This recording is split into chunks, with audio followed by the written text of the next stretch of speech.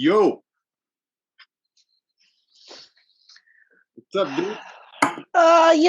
Just stuff and things. What's up with you? Things and stuff. Oh, things and stuff. That's a little bit different than what I had said. It is. It is. I can tell you that I'm already almost all the way through Daredevil again. Oh yeah? Yeah, I'm 2 episodes away from the end of the season 2. Flying through it. You know what? It's funny. I'm like, I haven't watched any episodes of Loki, but let's watch Daredevil again. Let's just do that again. Loki's good. It's different though. It feels very like it doesn't feel like Marvel Studios for some reason. No?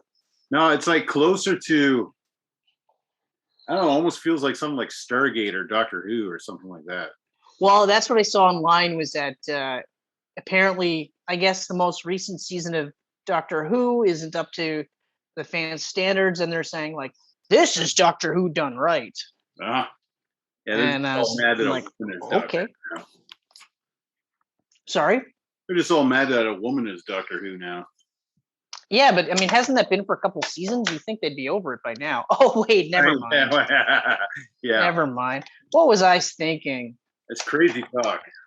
Okay, all right. All right. I think I'm good. I think I'm all right. That's great, actually. You look great too, sir. Oh, well, thank you. Thank you. I know you meant the shot looks great, but I just took the opportunity to compliment you. You know, and the haircut. I mean, I've seen it already, but everyone else that's slowly watched your hair grow longer and longer throughout the last year. What I like though is that the last clip they see is the Anton Chigurh. Yeah. And then the first clip they see here is like new Chris. Like this is nice. So Chris. Yeah. Yeah. So I think aside from mentioning Daredevil, I don't really have much to talk about. Yeah, I don't think there's not much going on. No. A quiet week in the land of geeks. My rant is done. Let's talk about the most recent Marvel movie, Yeah. Black Widow. Black Widow. You know what? I forgot to get the budget for some reason, or the box office. But they're doing great. They're actually doing really good. 70 mil opening weekend, and then they made like another 50 off of Disney Plus, I think it said. It was 80 mil the weekend, and then you're right, 50 plus with yeah. So I mean that's a solid opening. That is a solid opening. Opening. So before we go any further, there's going to be spoilers, guys. So yes, there will be. If you haven't seen the movie, Black Widow dies. Pause this and then watch the movie and then come back to this. Yes. But by the time this comes out, which will be next week, you should have watched it by then. So if you haven't, that's on you. That's on you. You should have. And Black Widow dies. Well, Black Widow dies in Endgame, so that's not much of a spoiler. It's a huge spoiler, though. Maybe she came back to life.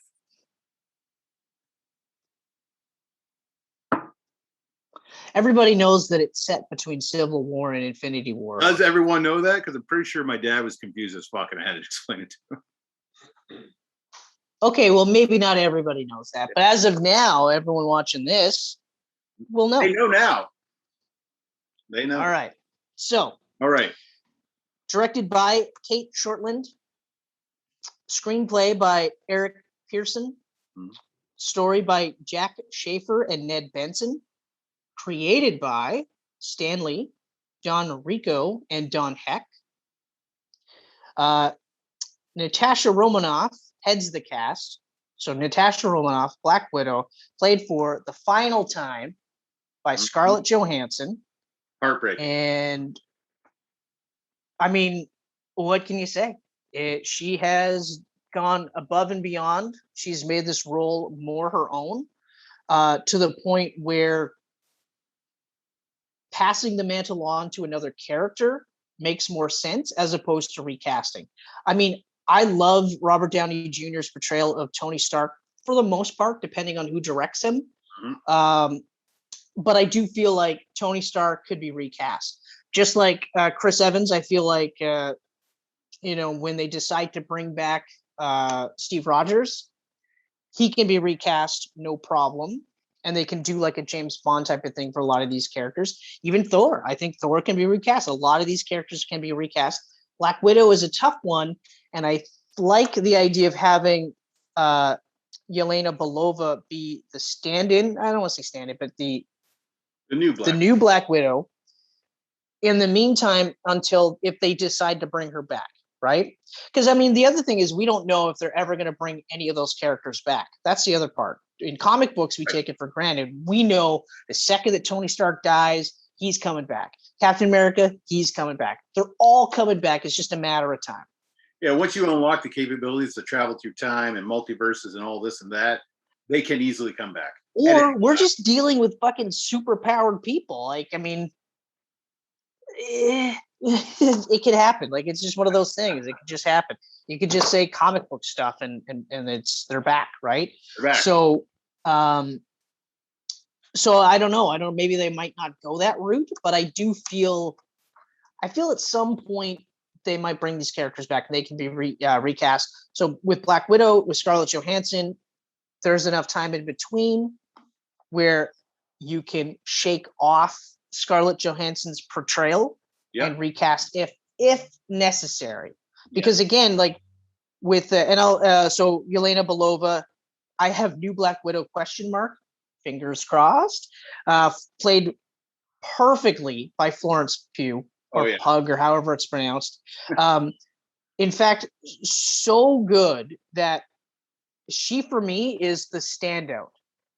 Scarlett Johansson's top of the list because of course she's top of the list, but Florence is right there, right beside her, neck and neck, and does just enough to make this her own. So if she actually does become the Black Widow and they actually call her Black Widow, and she gets her own Black Widow movie, which at this point I feel like that's a no-brainer, but you never know.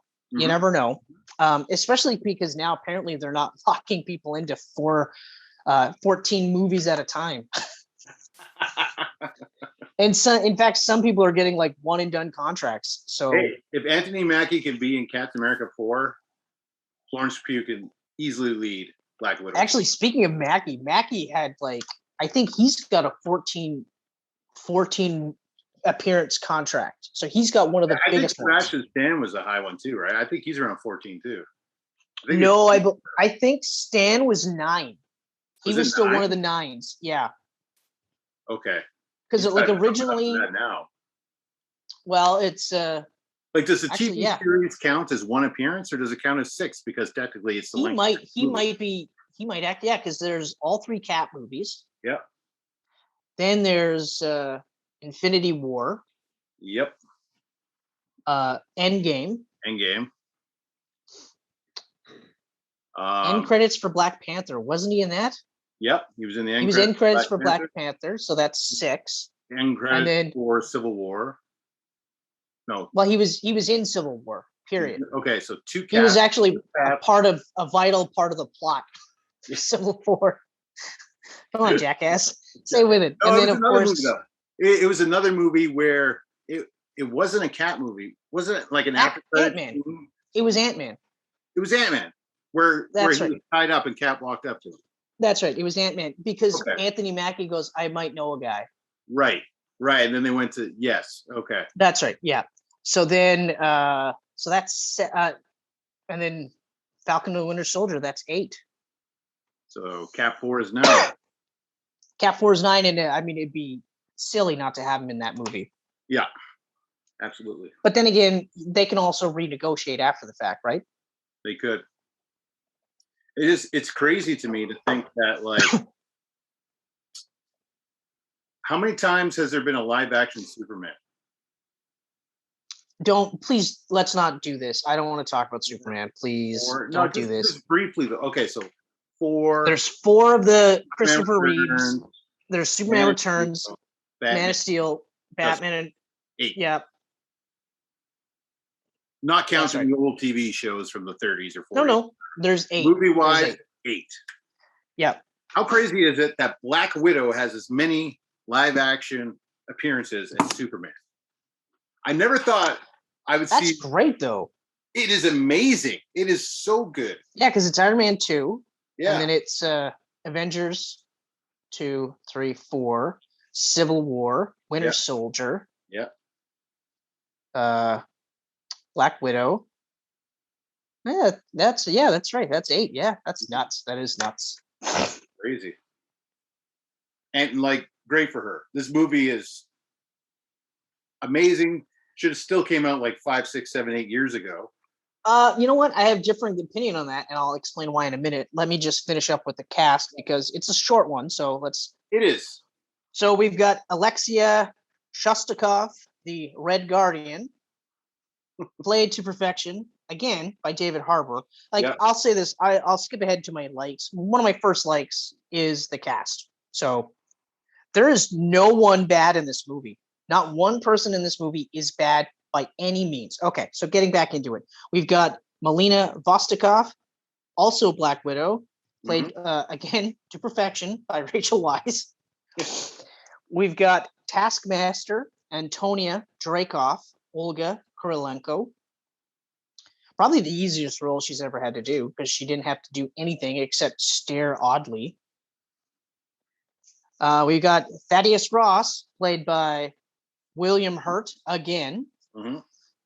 Rick Mason is played by O.T. Fagbeni. I'm not sure how to pronounce his name, but he's off of The Handmaid's Tale, so he's really good. We've got Dreykov by Ray Winstone. Yep. And finally, Valentina Allegra de Fontaine, Julia Louis-Dreyfus. So like I said, guys, spoilers, big fat fucking spoilers, okay? So yeah, getting back to, Scarlett Johansson, we're not quite done with that. This was the perfect swan song for her character. This actually, in my opinion, gives more weight to her death in Endgame. It does.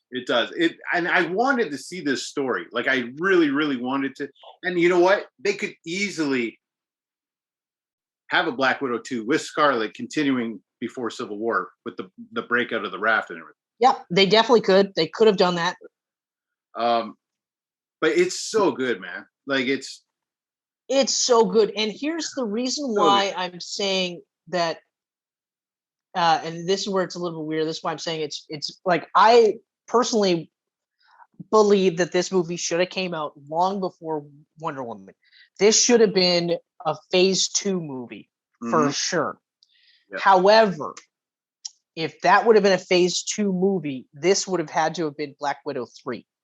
Yeah. Because this is an ending. This is an introduction of new character to potentially be the next Black Widow. And it's an ending, and it's a goodbye to her character, and it's a poignant goodbye, considering that her goodbye in Endgame was disappointingly rushed. And I remember that was one of our complaints when we did our Camcast, where we were both complaining about how, like, there was a big, huge fucking funeral for Tony Stark. Yeah. And like one quick scene where they were sad that she didn't come back and Hulk through something. Yeah. But that was it. That was it. And there was no mention after the fact, no nothing. Yeah. You know, the only other part, and this I just thought is now, is that it's kind of disappointing not to see Yelena in Endgame as Black Widow in that final battle. Yes. Because, like I was saying, she was so fucking good in this movie. Like, so fucking good. Just, and I like the idea of her being this trained assassin who really has no concept of how to do things outside of being a trained assassin. So in a lot of ways, she's like still a child, but she's a killer, right? Yeah. So her relationship with Natasha was perfect. Like, I liked how they both had remnants of their fucked up upbringing, you know, and how they were still like, yeah, but we're family. And of course, like, Natasha's trying to differentiate, like, keep herself away from that, but deep down you can see that, you know, she just wants to be a sister to her sister, right? Yep. And just like the action sequences that Florence did, and I don't know how much she actually did, but she looked like she did partook in a lot, but like a similar style to Black Widow, but still different. She's a bit more of a hard hitter instead of an acrobatic.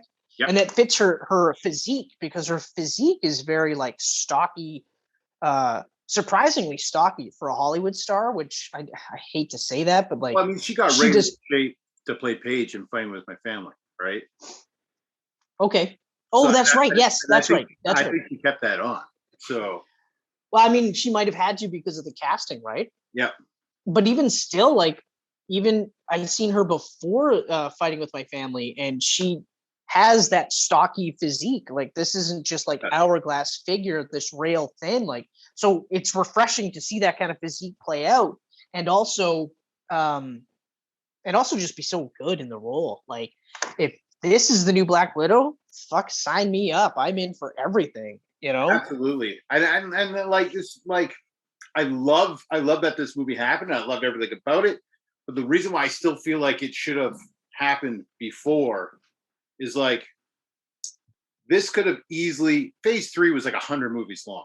This could have easily came out between Civil War and Infinity War. Yeah, no, I agree, but right? And then we but the could have ending would have. had, but then we could have had, like, at the end of Endgame, you could have had her come out, right? The sister. Yeah, no, I agree, but then the stinger would have to be different in Black Widow. It would, but it could have happened at the end of any movie, right? Like back in the day when Marvel Studios was starting, a stinger was like not even related to the character of the movie itself. Right. No, I get where you're coming from there, but like, I feel like this movie shouldn't have happened in phase 2.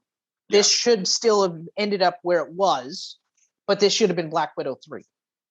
And then have Yelena be the new Black Widow for Black Widow 4, much like Anthony Mackie and Cap 4.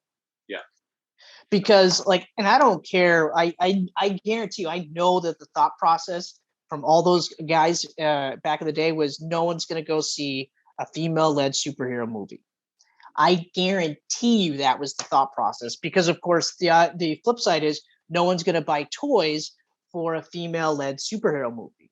So it's always those two thoughts, and that, you know, Marvel can talk about how they're or the MCU can talk about how they're progressive all they want, but at the end of the day, it's this. And if they don't think they're going to make that, they're not going to do it. And that's why we didn't get Black Widow before. But the thing that pisses me off even more is that since Wonder Woman hit, and that made almost $1 million or $1 billion, that made almost $1 billion for a female-led superhero. Okay. Now, granted, Wonder Woman is way more recognizable worldwide and has been, but Black Widow was on movie screens first. Yep. And and Scarlett Johansson made that role immediately hers right away, so much so that nobody complained that she didn't have a Russian accent at all. Yeah. Okay. So, but for Wonder Woman to have this movie that almost makes $1 billion, they still dragged their ass to get that movie out, to the point where Captain Marvel got a movie first. Captain Marvel got a movie first. The Wasp. Wonder Woman got a sequel. Movie. You know, like the shared movie, I'm not really counting that, because even if you watched Ant-Man, it's more of an ensemble piece anyway. But still, like, you had all these like other female superheroes getting all these bigger opportunities, and you're just like, are you kidding? Like, you know, so like, I agree. Like, so they didn't do it in phase 2, but the second that Wonder Woman hit and was a smash success, okay, like a smash success, they should have said, well, let's get that Black Widow movie going. No, they still went, nah. And then they got Captain Marvel, and I mean, Captain Marvel it's a fine Marvel movie, okay. Yeah. I will rewatch it just because it's been a while, and and I like Brie Larson. I thought she did a really good job, but that was the wrong move to make your first Marvel-led female movie, and it pissed me off even more because Captain Marvel made $1 billion. Okay. Yeah. So that made $1 billion, regardless of the reasons why, or whatever theories that people have. First of all, it's a good movie. Second of all, it was a good Marvel movie. So yes, it made $1 billion. Could no one in the office sit there and go, well, we could have made $1 billion with Black Widow? Yep. Or maybe Black Widow doesn't do $1 billion, but it does, the 600 to 700 mil, which I firmly believe it would have done no problem, and probably would have been really close to $1 billion, if not made $1 billion. The sequel would have been $1 billion easily. Oh yeah, 100%. Like it's such a cool world that she lives in. Like watching this movie, this movie is like, this doesn't feel like a Marvel movie at times. Like it is violent. This is hands down the most violent Marvel Studios movie. But it's also the most grounded. So this isn't like exactly pew pew lasers or stuns or anything like that. Like people are getting fucked up and it looks brutal. Okay. We saw breaks, like leg breaks and arm breaks and stuff like that. Like, and I said this too, like I read somewhere that it was like the MCU meets Jason Bourne, and that's the perfect way to describe this movie because it really does feel like a blending of the two while being its own separate movie. Exactly. Yeah, it's dealing with similar things where you have programmed assassins who break their programming, but that's fine. I'm okay with it. But yeah, so okay, buddy. All right. Okay. But before we get to gushing about this movie, so I'm going to put a pause on that because I've got dislikes. So I want to get them out of the way. So minor dislike, Shield, Stark, nobody is aware of the satellite Red Room. Yeah. Not one person with high level technology can come across this thing and go, wait, what the fuck is this? Like, I mean, I understand what the guy was doing, and he was basically having a trafficking ring for women assassins, which is an interesting kind of allegory to the sex trafficking in real life. Okay. But again, Shield has no means to track them down or come across them. This organization that's literally involved with the protection of the entire world. Okay. Yeah. All right, fine. What about SWORD that was recently introduced in Spider-Man Far From Home? They're in space. Yeah. So they would be able to track even more so. Yeah, they didn't see anything.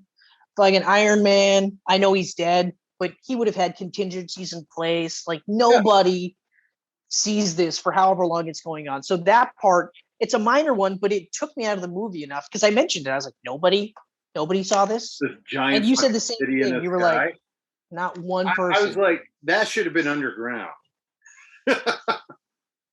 or like in space. Or in the ocean or something. Yeah, like in a position where, like, when you say it, you go, oh, okay, well, I can kind of see why nobody saw this, or I can see why, like, in water, the depths may have fucked up with the tracking instrumentations, or they had sophisticated technology they stole from Tony Stark, and he was unaware because he's dead now. Whatever, like, or at least give me a better explanation than we just hid in the sky. We're constantly moving. Nobody could see through the clouds. Nobody. Yeah. Like Thor flies, Iron Man flies. Captain Marvel frequently comes into the Earth's atmosphere. Not once sees this thing floating around. Yeah. Anyway, so that was one. And the other one, it's bittersweet. This one's a bittersweet because I really liked Taskmaster. I loved the look of Taskmaster. I even liked the story with Taskmaster and how it was a twist so that we didn't see that coming. Although I had a feeling because they didn't show the girl's face before they killed her. And I was like, that's going to come up, but I couldn't figure out how. And then, of course, you find out, okay, so she's Taskmaster. So the daughter of Dreykov is Taskmaster. Awesome. And they have amazing fight scenes building up to the final fight scene, which was fucking incredible. Yeah. But she's got the fucking mist in her face, so the programming is gone. So now we lose out on this awesome villain. Yeah. So it's like I really and I when I was doing this today, I was like, oh yeah, that's right. We're not going to see Taskmaster, or if we are, it's going to be not this version, but something else. And it's kind of feel like, okay, I mean, it's still cool to see Taskmaster, but so it's disappointing that such an awesome villain, like this villain was actually, I would say, cooler than I've seen in most of the comic book versions of him. Yeah. Is a one and done, and you're like, son of a bitch. Yeah. I mean, unless they have it where, sorry, go on. Well, I said that's the problem with a lot of Marvel Studio movies is that the villains are always one and done. Like right, but they have a lot of these people have like limitless supplies of villains to pull from. So okay, fine. This one, I mean, like I was saying, like unless it's one of those where even though the programming is gone, she's still like, no, I'm coming after Black Widow. Fuck that shit. Yeah. Then that's cool, but other than that, that was it. Like those are my two dislikes, and they're kind of, I would say they're minor dislikes. So getting back to the cast again. So again, incredible. Scarlett Johansson, obviously amazing. Florence Pugh, amazing. And I can't wait to see what she does in Hawkeye. I can't wait to see what she does in other appearances, because that's really cool. And David Harbour as the Red Guardian, this fame-hungry Captain America knockoff, is great. So good. So good. The fact that they, who's it? Melina, right? That was her name? Rachel Weisz's character? Yeah, Melina. When she calls him Crimson Dynamo? No, that was Yelena. Oh, right. Yelena calls him Crimson Dynamo, and he's just like, he's like Red Guardian. It's Red Guardian, and you're like, of course he's gonna correct it. And I love that they have this kind of duality with him where, you know, it's about the mission, and like he was supposed to be Russia's Captain America, and he was supposed to be just like Captain America, but Russian and better because he's Russian, right? And then he ends up being like a father in this like bullshit thing, and he's just like, fuck, it was terrible, but still super proud of his daughters, and he does think of them as his daughters, even though it was part of the mission. Like they mentioned the Red Room, and he's just like, oh, okay, guys, but I mean that's the whole thing, you know. I don't want to hear it, but that's kind of the deal, you know. But then he's like super like excited, like, pumped, and he wants to be a part of everything. But and also human, like later when he's like he's trying to get his apologies out, and finally he's just like, I'll just fuck it up. You know? But and then of course like Natasha knows, and she's like, yeah, I got it, it's all good, you know. Rachel Weisz, I mean, Rachel Weisz is one of those ones where it's like, show me a movie where she's bad in it. No such thing. She will be the best thing in a bad movie. And that's the, and luckily for her, she's got like the Mummy franchise money to coast off of. I'm pretty sure her husband's doing pretty good with the money he's been making, so she doesn't have to work, so she can pick and choose. She can be a mom, whatever. But I mean, with certain types of actors, I get surprised when they are cast in Marvel movies. So Rachel Weisz is one of those ones where I'm like, I'm actually surprised she went for this role or accepted the role, however it came about. But I'm not surprised that she was awesome in this movie. And even her character arc, like even I said too, when it looked like she was fucking everyone over, I was like, I bet you it isn't. I bet you it's part of the scam. And I was right. I just wasn't correct in how they went about doing it, because no matter how many times I see fucking Natasha have that weird face mask thing, I always forget about the face mask thing. Like, ugh. That was a nice setup on that guy. Especially when it was like his pheromones that make it so you can't attack him. So she's just slamming her own head against the desk. Well, she's making him beat the fuck out of him. And of course, like Michelle's like, block. And then when she finally like slams her head, you're just like, so good. So good. Olga as the Taskmaster, that's probably the weakest part of this whole movie because of the way the character was portrayed. Yes. Because, like I said too, like I don't believe for one second that Olga was doing any of the stunt choreography. I think she was just there for the face shots of her, and then that was it. And I'm not knocking her because fuck it, if I can get paid to just show my face, and then you get like a stand-in to do the flips and shit, okay, it goes back to that Robert Downey Jr. thing where it's like first movie full suit, second movie is like, do I really need the suit? And then it ends up being just shoulder pads, and then finally it's just CGI dots all over him because he's like, what the fuck's the point? I'm wearing a fake suit anyway. And I'm like, you know what? That's right. That makes perfect sense. And nobody's saying to Robert Downey Jr., like, hey, man, you got to do more crunches. You got to do like working out. They're just like, whatever. But yeah, so then, we round out the cast. We've got, William Hurt. Can't do any wrong as William Hurt Thaddeus. really didn't need to be in this. It was kind of actually weird to have him in here. Like he walks in looking for her at that one part at the beginning. Then that's it for the whole movie, pretty much. Well, you know what I think it is? I think William Hurt's role was what Robert Downey Jr.'s role originally was. Okay.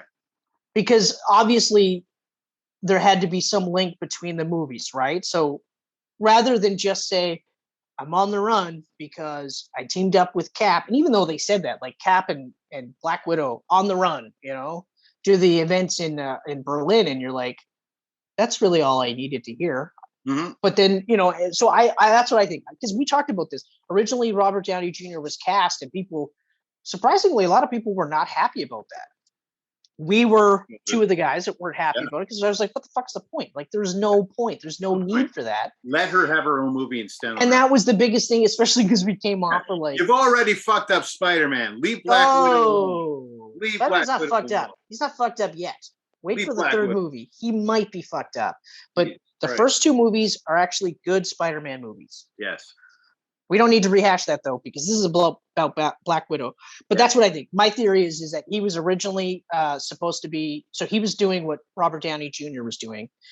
And I think they got wind of enough of the backlash that they're just like, nah. And also, do you really need to spend $20 million just to have him in for 2 minutes, 3 minutes? The Ross part at the end was kind of strange, though, wasn't it? She was like, here comes the cavalry or whatever, and Ross is in the car, and they're driving up, and she's just standing there. And then they cut to her with the blonde hair. So, but because like Infinity War began with her with Steve, and they were kind of still like on the run.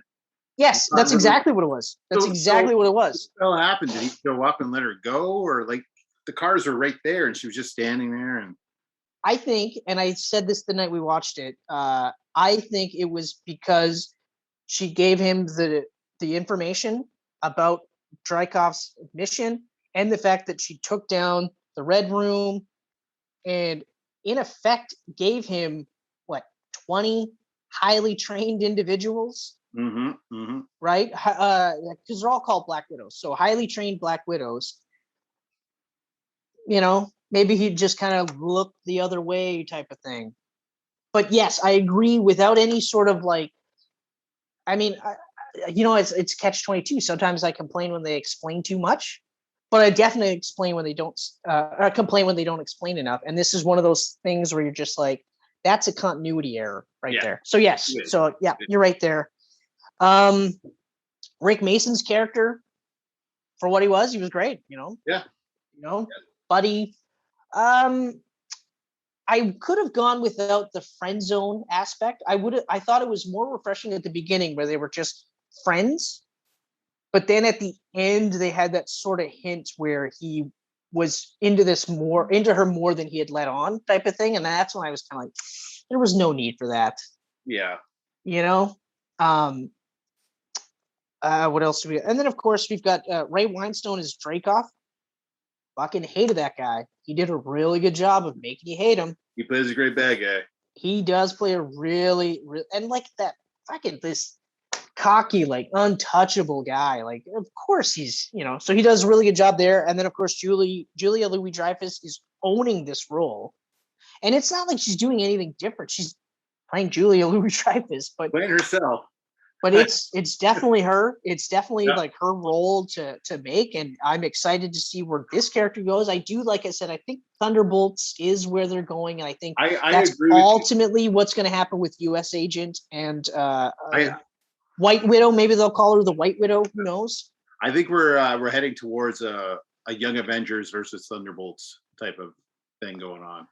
Yeah, that's entirely possible. Yeah, entirely possible. Because So that means like with Hawkeye training new Hawkeye in the TV show, Yep. that's her going. And who knows? Hawkeye might be the leader of the Thunderbolts. He could be. He could be. I don't know. It's exciting. I do like where things are going.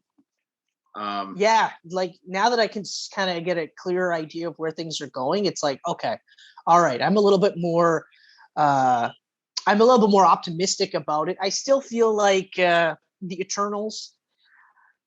I don't know how I feel about that one. The trailer did nothing for me. So now we're at the It point did where the trailer absolutely. did nothing for me. So their next trailer, the second trailer, is make or break for me. yeah. That's the one that's make or break, because this one was more of a teaser, and I was just kind of like, but immediately I remember saying to myself, but like, if you've been there since the dawn of time, where the hell have you been since the dawn of time? I thought that, right? It's kind of strange that like they would introduce that concept after Thanos came to Earth and took out half the universe's population. Or with the introduction of the Infinity Stone in Captain America. Yeah. Or Thor showing up on Earth in Thor. Or how about some rich billionaire makes a suit that's essentially an armored weapon? Yeah. Yeah, whatever. Or Shield. Shield's been around since the 60s, the 50s, 60s. You don't show up and go, hey guys, I understand you're trying to help the world. Yeah. We've been around since the dawn of time, helping out. We'll take a break. Fuck it. So I don't know about that. But anyway, getting back to, do I have anything else that I haven't? No, we're good. We're good. So back to gushing. Gushing. I really, really like how the vest that Yelena's going all crazy over is the same vest that Black Widow wears throughout Infinity War. That's awesome. You know what else I like? I like how they made fun of the fucking hero pose. Yeah. It was so funny when she's just like, when you're like this, like you're like, you're posing. You're like poser. And I was like, oh my God, this is so funny. This is so great. And then when she does it later and she's like, ugh, I'm going to be sick. I was like, that's so great. That's so fucking funny. And especially because that's literally been her pose all the way through the movies. Every single one that she's been in, she's done that pose. And you're like, that's so funny. And she calls attention to it right away. It's all for attention. And you're like, that's pretty fucking funny. It's so good. And yes, that best scene was my favorite, where she's just like, I knew you loved this vest with all these pockets. I even made some myself. I was like, oh my God, this is so fucking funny. And then she gives, I know you've been wanting it since you've seen it. I was like, this is fucking just too funny. And you're right. The fact that she wears it the entire time in Infinity War. Yeah. And I'm glad that they actually thought to do that. You know, like that's really cool that they kind of went around like that, because I mean, Infinity War is just a random vest that she's wearing. It has no significance whatsoever. No. You see this, and you're just like, oh my God, she's got her sister with her the whole time. So that's what I'm saying. So like this movie, where it's placed, is the perfect placement for it, because it adds weight to her previous appearances, so her final appearances, because Infinity War and Endgame, that's it. So it adds weight to both of those movies, her role specifically. And that's why I'm saying this should have been a Black Widow 3 or even a Black Widow 2 at the very least, instead of the first movie. Yes. Totally agree. Fight sequences were incredible. These were some of the best fight sequences I've seen since the Captain America movies, specifically like Winter Soldier and Civil War. Like easily the best since Cap.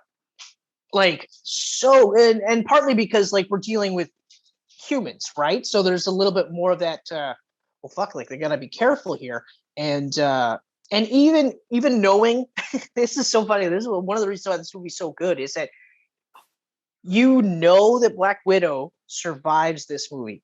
You know that, but they do a good enough job of making you forget that she does, because then you're like, oh shit, she might die. Like when she's jumping out of the fucking red room as it's falling down, and you're like, oh, she's got to get something because she could die. And then you're like, oh wait, no, she gets out of this. You know she gets out of this because she died in Endgame. You know this. Yeah. You know, but they do such a good job. Like even the fight scenes with Taskmaster and Red Guardian still feel grounded in the same way that Captain America fights felt more grounded, even though we're dealing with like a jacked up, roided out jock, right? Yeah. Yeah. But it still feels grounded, and there's still that element of, oh, maybe Cap might not make it out of this, right? Instead of like a Thor, where you're just like, how does he not win? Yeah. Although in respect to Ragnarok, they did do a good enough job where you thought, oh, maybe he might not win, because of course the level of threat was so much higher. Yeah. But yeah, like I said, and one of the things I liked about the fight scenes too was that, or even just the action sequence in general, each action sequence built upon the last one to the point where you got to the end where you were just like, oh, it kind of had that Fallout feel where you were just building and building and building and building, and then finally you're just like, oh, that's the end of the movie. I can kind of breathe and relax a bit. Like we've got a little climax here. So totally right though. Like it had that same Fallout feel where it's just like a constant build. There's no letting go whatsoever. Like build up, little bit of story, build up, a little bit of story, build up, little bit of story, and then just smash, and then it's just whoosh, right? Yeah. Like that egg falling down the back of your head, where you're just like, oh, that feels nice. So, yeah, like, I mean, to say this is an awesome movie, I feel doesn't really do it justice. I honestly feel like this is right up there with Wonder Woman. Like, I finished watching this movie and I had that same feeling that I had from Wonder Woman, where I was like, this was really good. This was an awesome superhero movie. Like this, and I feel like these are for women superhero movies, because that's a thing. Mm-hmm. They're neck and neck. I don't know which one I feel is better. So they're neck and neck. And then I would say Captain Marvel second. Yeah, definitely. And then Wonder Woman 84 third. We don't have a lot to choose from. Yeah. And the Catwoman with Halle Berry is. Oh. Ooh. Ooh. Oof. Yeah. Yeah. Oh wait, you got Barbed Wire too with Pamela Anderson. It's sad though. Barbed Wire is better than Catwoman. Yeah. Because Barbed Wire knew what type of movie it was, because the character from the comic books was, you know what I mean? So like, it was Tank Girl. Tank Girl can be said about Tank Girl with Lori Petty. Yep. I would say Tank Girl is probably, like, if we're all encompassing, I would say Tank Girl is right up there with one of the best. Yeah. I love Tank Girl. I know it got savaged by the critics, but I love Tank Girl. I thought it was so fucking good. Yeah. So good. Yeah. And in fact, Tank Girl is on that's on the list of movies that I will watch for the rest of my life. Yep. And having said that, I'm going to try and watch that this weekend. But yeah, so and to put this in the category of one of the best superhero movies, I think is a no-brainer. I think this is hands down one of the best superhero movies out there. Is it top 10? It's hard to say. I don't know if it'd be top 10, but I was definitely watching it, and I think, like, when we were there watching it together, I said halfway through, I feel like this is one of my favorite Marvel Studio movies right now. Like right away, is definitely through, one of my favorites. Like this is up there. Yes. Sure. So like, and I agree, it's one of my favorite Marvel movies.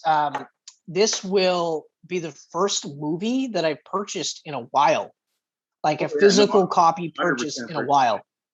So like, I love I'm a Thor, right? I went through all the Marvel Studio stuff that I've seen, and I put Black Widow at 8. At what? Number 8. Ooh. And this is what's in front of it. Endgame, Infinity War. Yep. Winter Soldier, Yep. Avengers 1, Yep. Guardians of the Galaxy, Yep. Okay. Civil War, and the very first Iron Man, and then Black Widow. And then what's 9 and 10? Guardians 2 and Black Panther. It's a pretty solid list. Yeah. I think That I would would be my top 10. I would definitely have Homecoming on that list. So I would probably sub out Avengers 1 for Homecoming. Yeah.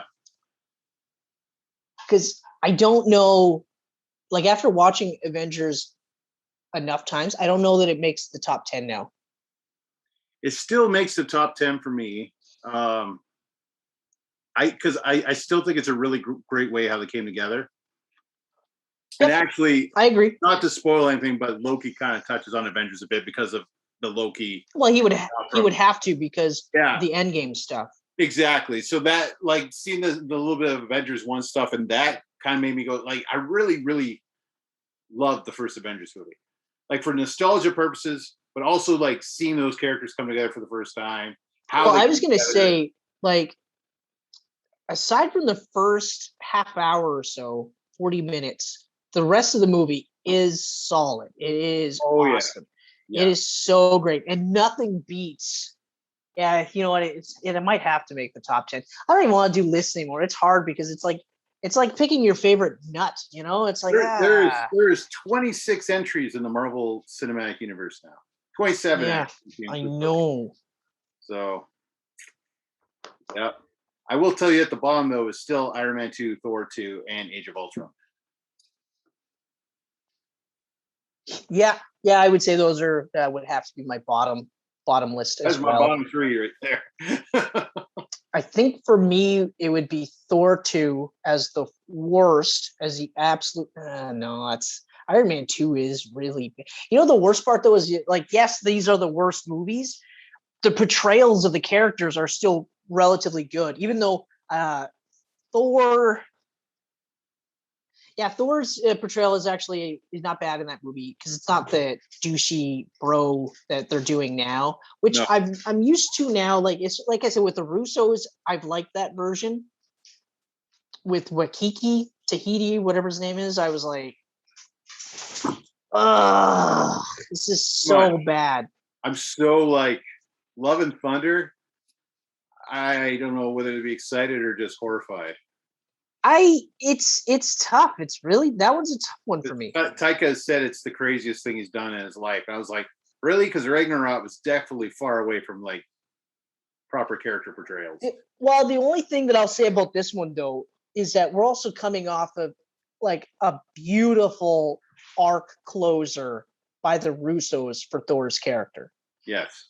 So in fact, like the way he is now, I feel, again, like if Thor Ragnarok came out after Endgame, I think I would have been a little bit more forgiving of Thor's portrayal because of the way it ends. But then again, having said that too, I think Thor's portrayal in Ragnarok retroactively gets better because of Endgame and Infinity War, because you can kind of get a feel for where his head's at by the time we see him.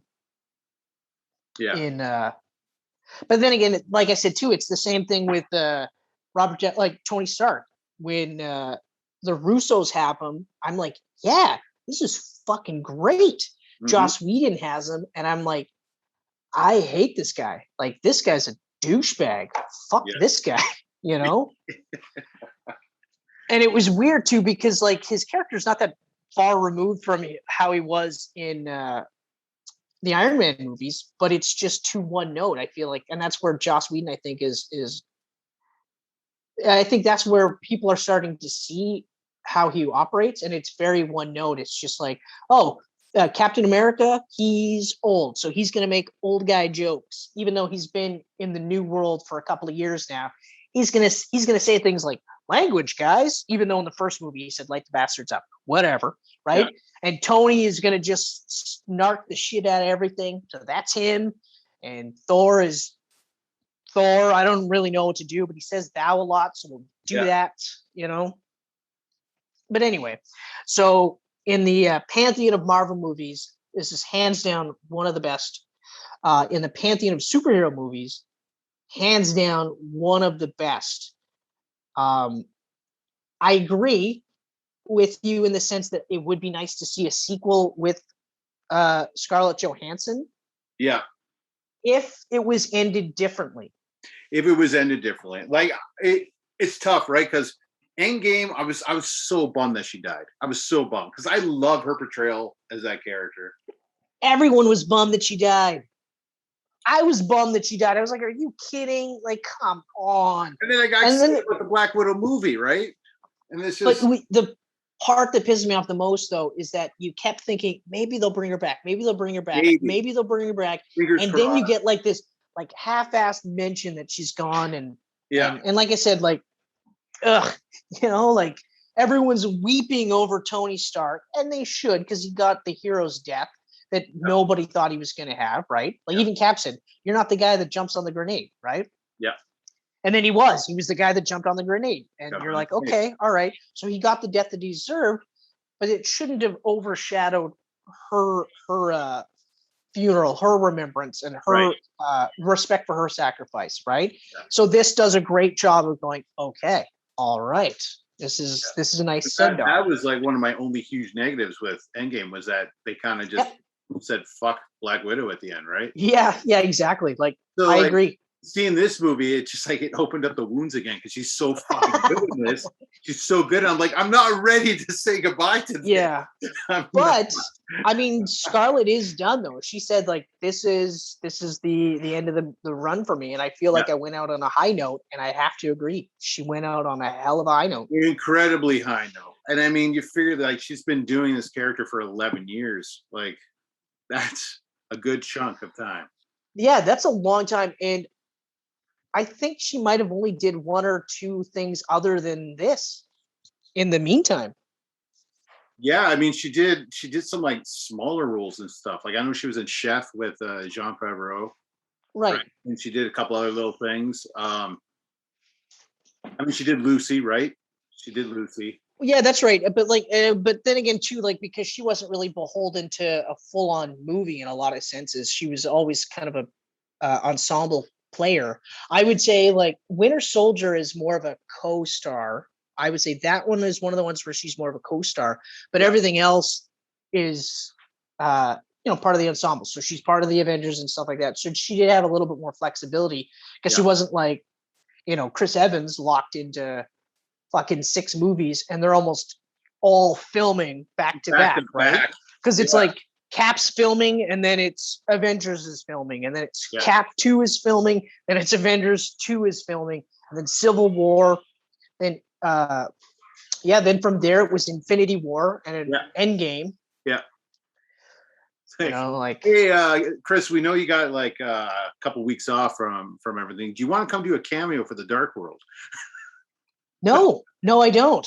No. Well, you are contractually obligated. Although I think the cameo didn't count on his contract. I think he just did that for Chris Hemsworth. Yeah, plus it was a fucking great cameo. That was so hilarious. Great. It was hilarious. I love this. I feel so righteous. That's fucking great. That's so good. So overall, Black Widow is fucking good. It's great to have Marvel Studios back on the big screen, Yeah. I'm toying with the idea of watching it again in the theater just because I have been too. I mean, it is starting in the theaters again tomorrow. So yeah, and because like this definitely was one of those movies where I'm like, I definitely should see this in the theater. Like it felt like a big, it's like a grounded spectacle movie, like there's a lot of like Marvel tropes in this, if you want to call it that, but it was still, it's just so good. Like I just want to watch it again. Like that's it. I just want to watch it again because it's so good. Yeah, same here. I said, sorry, go on. No, I was ready to watch it again, like right away. Yeah, and I mean, like I said earlier, this is giving me a little bit more of a, like, if this is where we're headed with the next phases, I should say, then okay, I can kind of calm down a bit. Like, I mean, you're hearing rumblings of Kang showing up, or possibly showing up and possibly being the next big bad guy. And I'm like, okay, all right. Yeah, And well, obviously, he's been casted. okay, I didn't know that, but that's good. Kang's coming. Who cast? Um, Or sorry, who is I cast? forget his name. You know that HBO show Lovecraft Country?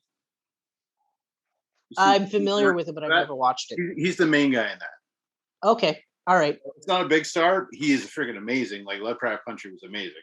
Okay, yeah. So I'll just keep checking that out. Yeah. But so that was a great kickoff to I guess Phase 4 or whatever we're calling this now. No. The Phase 4 kickoff was WandaVision. Yeah, I guess we're going TV shows, eh? It counts. Well, technically, this was supposed to be the Phase 4 kickoff. Right, but we're not talking about technicalities, Kenneth. Come on now. Yeah. But anyway, like I was saying, so getting back to it, really now, the only one, there's two movies that I'm leery of, and it's unfortunately it's Spider-Man 3. Mm-hmm. But I'm not as leery because both Spider-Man, like Homecoming and Far From Home, did stick the landings for the most part. So it's a little bit more of a, but the others have been so good that it's just, I don't know. This one kind of feels more editorial, more like really like, let's just, but we'll see what happens. Yeah. But Eternals is the only one. Eternals is literally the only one that I am really hesitant and skeptical about. Like Doctor Strange 2, I think is going to be crazy, bonkers, and it's probably going to be awesome.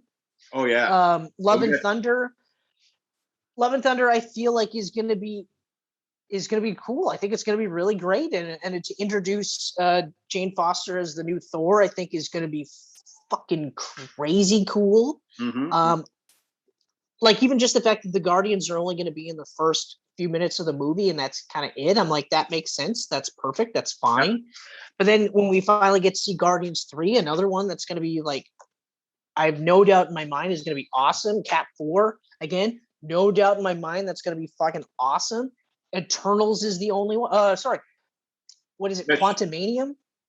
Yeah. There's Ant-Man and Wasp, Quantumanium, but we got Shang-Chi coming up next.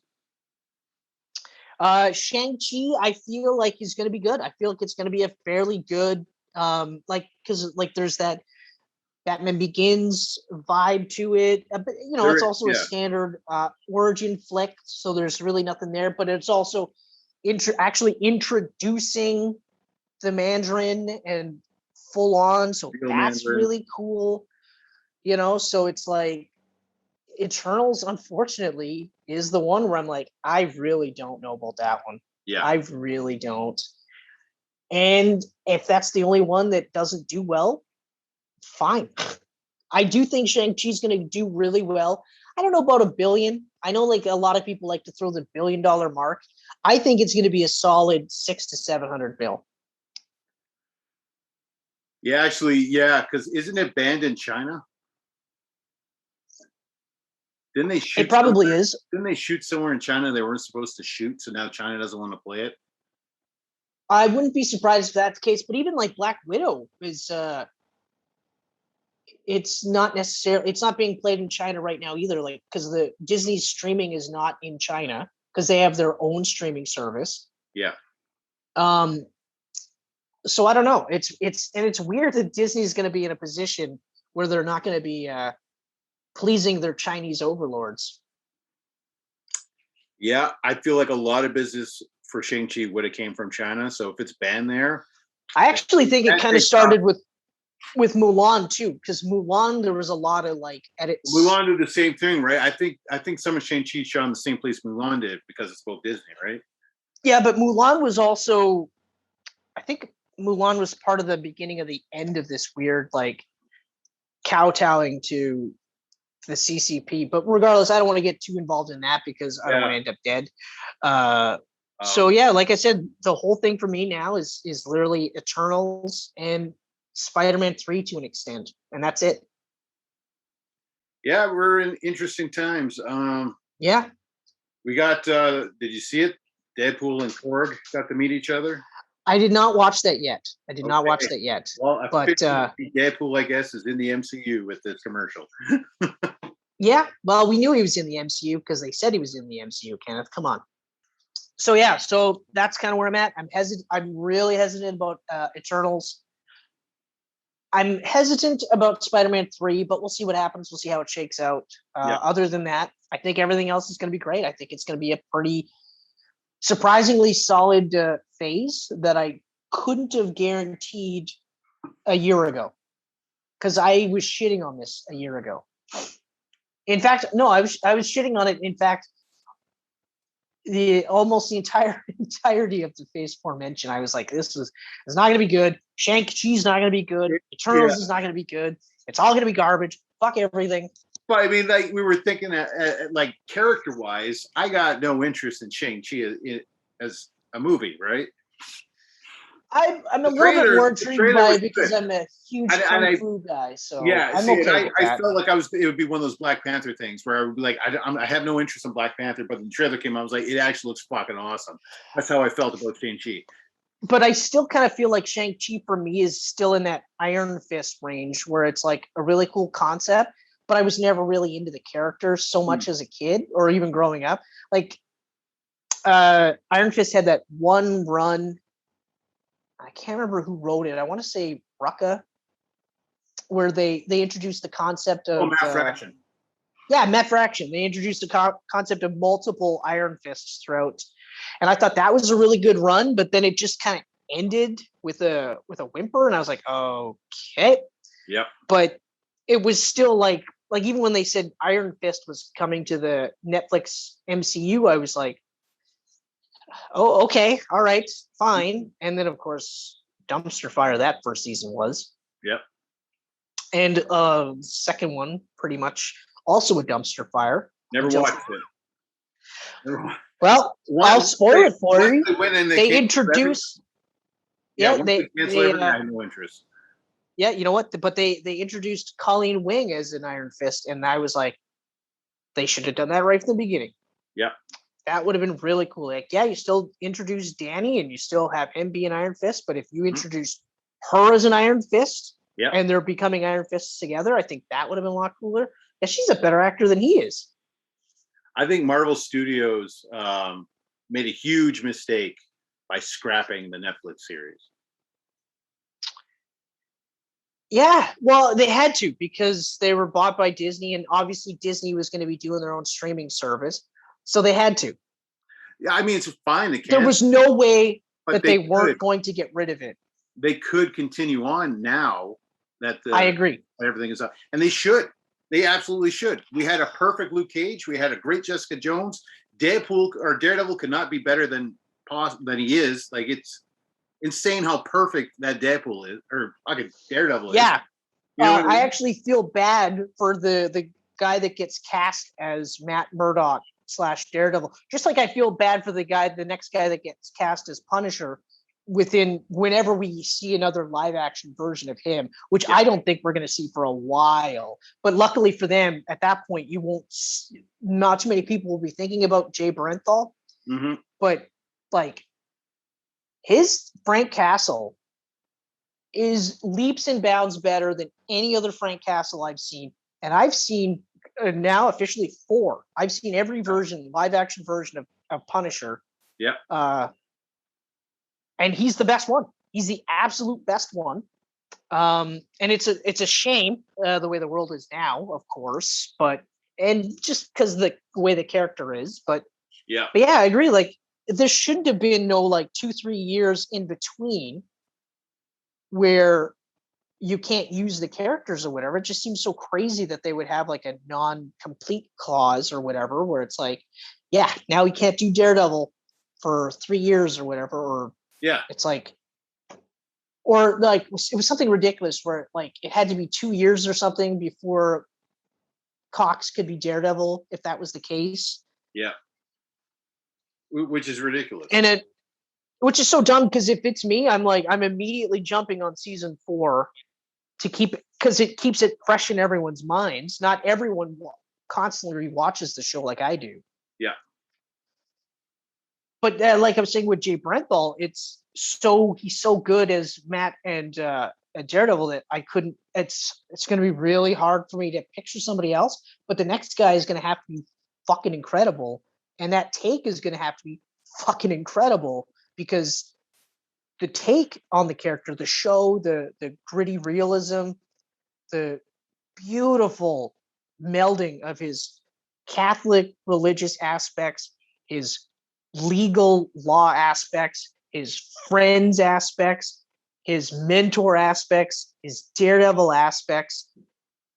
It's so beautifully woven together across 3 fucking seasons. If we could have gotten 2 more seasons, oh fuck. I know. It's such a fucking shame. Like, that is such a bummer. That show it's such a bummer because now that costume has wrecked me for Daredevil comic books because I reread that Mark Waid run, like I was saying, and I see that Daredevil costume, the classic one, and I go, I understand it, but it makes no sense. You know, and I've even seen like fan drawings where they do the DD on the chest of the Netflix suit, and I'm like, no, I don't want to see DD on his costume anymore because it makes no sense. Yeah. Why would he think to have a stylized D, 2 Ds on his chest? He's fucking blind. You know, and even like this most recent run, which I have not read all the way through, and I probably should because it seems to be a good run. And it's Zdarsky, and I like Zdarsky. I read the first couple issues. It's fucking good, man. My only issue with the first, actually, my major issue with the first couple issues was I just watched this fucking shit on Netflix. Yeah, it's slightly tweaked, right? And right now he's in jail, and I'm just like, it makes no sense that he'd be in jail fully masked. That's the dumbest thing ever. Yeah, he's in jail. Elektra is Daredevil. But so even then, so they try to make the suit a little bit more like the Netflix one, but it's still got the DD, and it's still like it looks a little bit more armored than normally, but it's still got the DD, and I'm just like, no, you gotta look like the Netflix one. I don't know. It's tough. Man. It's good. Marco Cicchetto, that guy is ever since I read his Punisher run with Rocca, that guy, holy shit, he is such good. In fact, he did a couple of issues in that Daredevil run with Mark Waid because they had that crossover. Yeah, they had that crossover. Yeah, with the Punisher, Lady Punisher, Spider-Man, and Daredevil. Yep. So yeah, that when I reread that, I was like, oh yeah, that's right. But yeah, so Black Widow, Daredevil, Black Widow, Spider-Man, of course. We'll just run through everything. So yeah, guys, if you haven't watched Black Widow, watch Black Widow. It's fucking amazing. If you liked it, let us know in the comments. If you didn't, let us know what you didn't like about it in the comments. Maybe another thing too, let us know. There's probably superhero movies that we haven't even seen or heard of. Let us know. Maybe you've come across a gem that we don't know of. Other than that, Titans is coming out at the end of August, so that's cool. Yep, Young Justice in October is also like, I'm more excited for Young Justice than I am for Titans. Yeah. Just because like Titans is one of those ones where I want to love so much because I love Dick Grayson. It's hard because both seasons are. It's hard. First season, I thought first season was better than the second. The costumes. Costumes are great. The costumes are great. That's the worst part. The costumes are fucking great. It really angered me. I do feel season 2 really angered me watching Donna Troy, not live. I mean, I understand the concept of how they wanted her to die as a hero. Yeah. But it's like I just watched you kind of go toe to toe with a brainwashed Superboy. Yeah. And I mean, your lasso brings thunder or brings lightning. Yeah. But yeah, you're right. Electricity will kill you. Okay. Okay. Yeah. Apparently, the suit, the Nightwing suit, is getting a little bit streamlined, so he'll be a bit more acrobatic. Nice. Yeah. But yeah, like I said, I'm pumped for Titans. I think for me, actually, in general, I think season 3 for Titans is make or break for the show. It gets crazy views. People watch it. Oh yeah, for sure. But I think this is going to be make or break because, I mean, we're already introducing the Red Hood, and they're doing the Red Hood storyline with Joker beating the shit out of him with a crowbar. We're introducing Tim Drake already. Yeah. It's very quickly becoming more of a Dick Grayson and Friends instead of the Titans. Yep. Which I'd be fine with if this was a Nightwing show. Or if this spins off into a Nightwing show, okay, fine. Because Brendan Thwaites is really, really good in the role. All the cast members are really good. It's like they're making shit or chicken salad out of chicken shit, right? So they're taking what they get, and they look like they're having a really good time. Everyone does a really good job. It's so weird because it's like Jeff Johns is like elbow deep in this, and some of the shit we're getting, we're like, what the fuck? So hopefully it's good. Hopefully it's the best season. Otherwise, I think at that point, color quits at that point. I mean, and I hate to say that because that's a lot of people out of the job, but I'm still hoping and praying for Swamp Thing to return somehow, because that's not going to happen. That first season was so good. It's not going to happen, which is I know it's not going to happen, but damn it. Yeah, and of course, Young Justice. Oh, I can't wait for Young Justice so badly. Young Justice. What else is coming out? What If? What If is going to be interesting. What do you think about the anime style of What If? Did you watch the trailer? I caught a couple of screenshots, but I haven't actually watched the trailer. I'm fine with it. It's very different. I like the idea of it standing on its own, though. Yeah. I like that. I don't care that the actors aren't reprising their roles in the show. I don't care about that. I always like, it's cool if they do, but I don't feel like it's something they have to do. A lot of them, I think a lot of them did, right? Yeah, but I mean, Benedict didn't, and there was another one that didn't. But either way, I'm just like, whatever. If they do, great. It's always a nice little. I feel like it's an Easter egg. So we go, oh, that is the voice of Captain America. Oh, that's cool. But I'm never I don't expect it, so it's a nice surprise. I think it's cool that Chadwick Boseman got to record it before he passed. Someone was watching our Camcast about recording dialogue like crazy. Indeed. It's all us. Anyway, so that's it for me. I'm done ranting about a whole bunch of shit that has nothing to do with Black Widow. Thank you so much, guys. We love all of you, every single one of you, everyone in Malaysia. I didn't forget. We love the support. We'd love to see more support. So like I said, hit us with comments, hit us with suggestions, hit us with everything. Like if you think it's a movie we should be watching and reviewing, let us know. Chances are we'll do it. The odds are very slim that we won't. Okay. There's a really good chance. Really good chance.